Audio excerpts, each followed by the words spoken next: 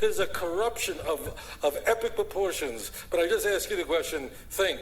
Why would Christians in the first century not think this was an important enough passage to quote? The answer is it starts with the destruction of the first temple. Read Daniel chapter 1, verses 1 and Daniel 9, verses 1 and 2, and it ends with the destruction of the temple. My gosh. Read verse 26 and 27. The end of this 490-year period is the destruction of the people of the prince who come down with a flood and destroy the sanctuary. Well, what sanctuary was destroyed in the year 32? And the answer, there was none. There was no temple. The Beis HaMikdash wasn't destroyed for another 40 years. That's 5 more weeks. It doesn't work. Now, are you today going to change your mind? Or are you today going to turn to Torah Judaism? I don't know. The date for when the first temple was destroyed is quite a bit different.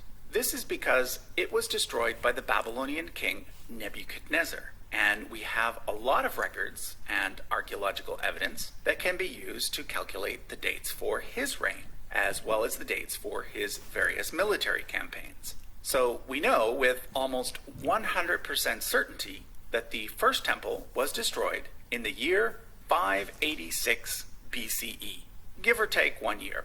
This means that the Jewish date for this event is about 166 years off. This is a fact that has been acknowledged by Jewish scholars for quite some time now.